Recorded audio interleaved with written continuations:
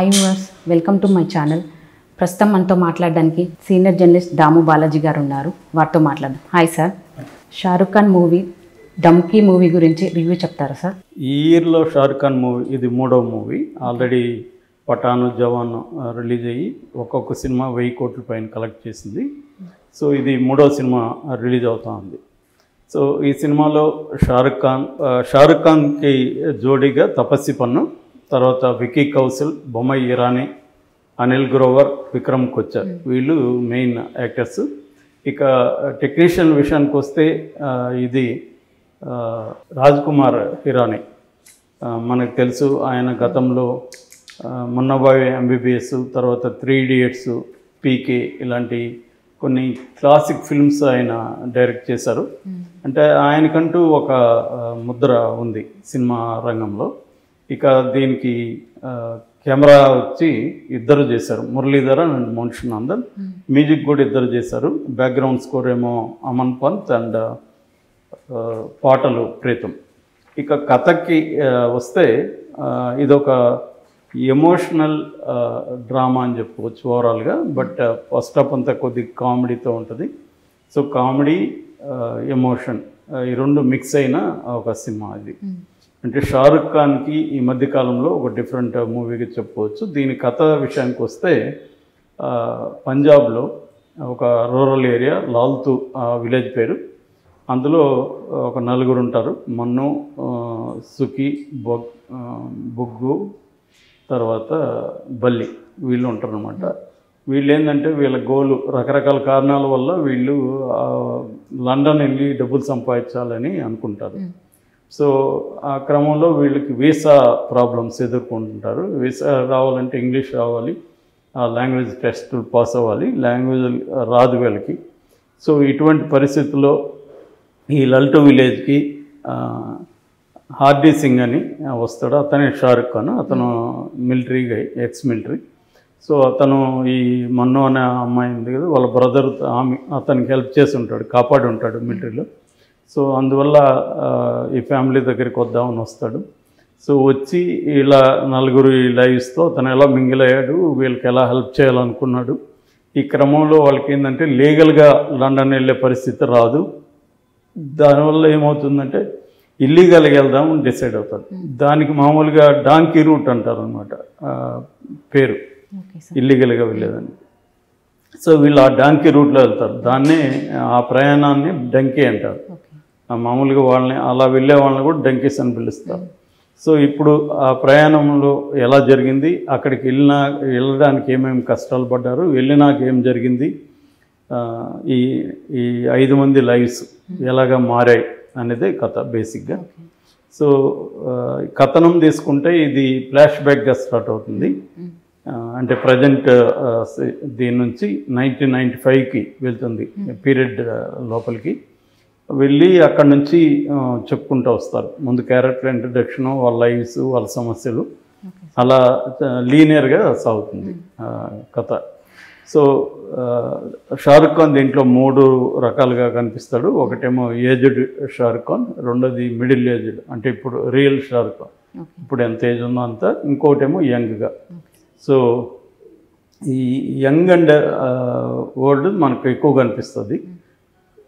So దీంట్లో మామూలుగా మనకి రాజ్కుమార్ హిరానీ ఒక ఎమోషనల్ డ్రామా చెప్పడంలో చాలా ఎక్స్పర్ట్. అది కూడా కొంత ఫన్నీగా చెప్పగలడు ఆయన.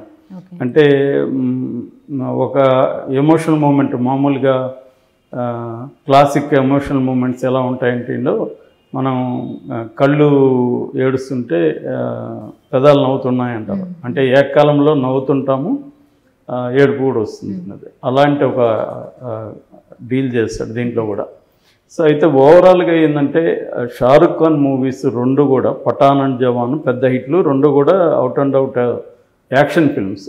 అసలు ఈ మధ్యకాలంలో హిందీలో ఇట్లా అయినవన్నీ కూడా action mass action movies. Animal కావచ్చు, ఇది కావచ్చు, పఠాను అండ్ జవాను, యానిమల్, ఇవన్నీ కూడా కంప్లీట్ మాస్ యాక్షన్ మూవీస్. ఇది కంప్లీట్ డిఫరెంట్ జాన్రా.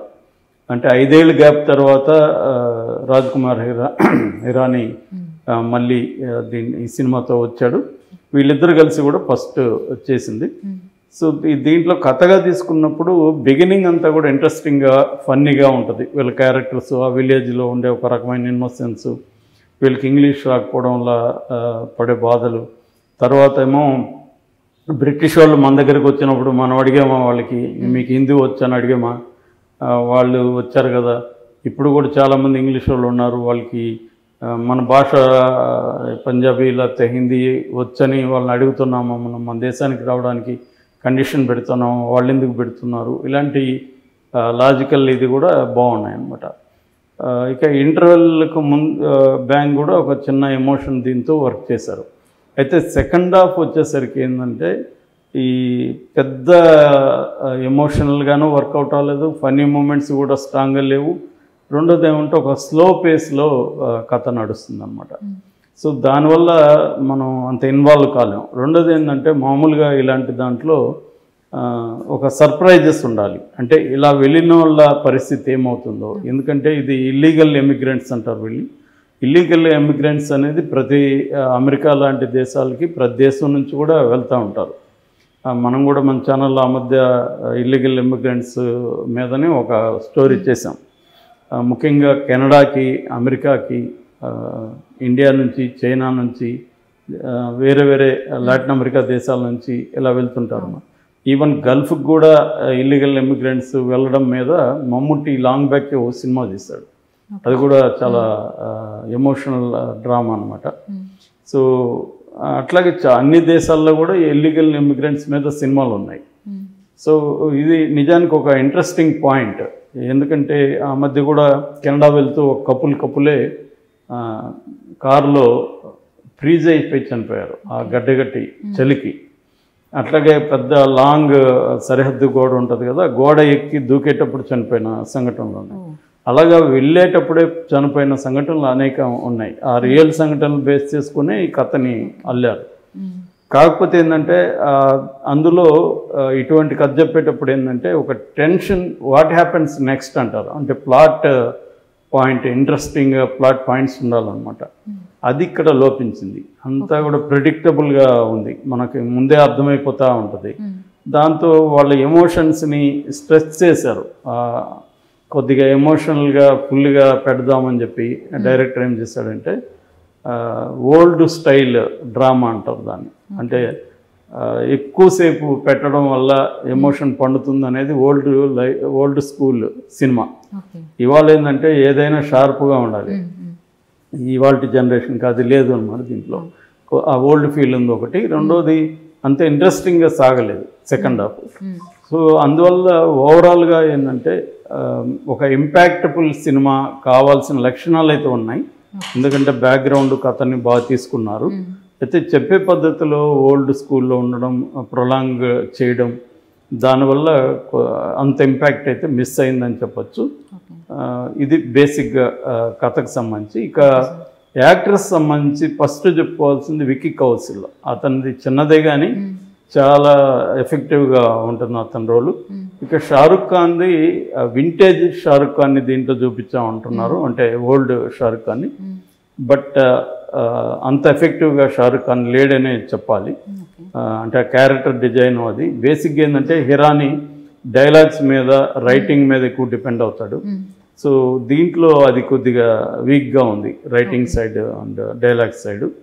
ఇక తపస్సి పన్ను కూడా చాలా చోట్ల ఏడిపించింది. మిగతా ఇద్దరు కూడా, విక్రమ్ కొచ్చర్ కానీ అనిల్ గ్రోవర్, వాళ్ళిద్దరు కూడా బాగా చేశారు. యాక్ట్రెస్ వర్క్ అయితే పర్ఫెక్ట్గా ఉంది.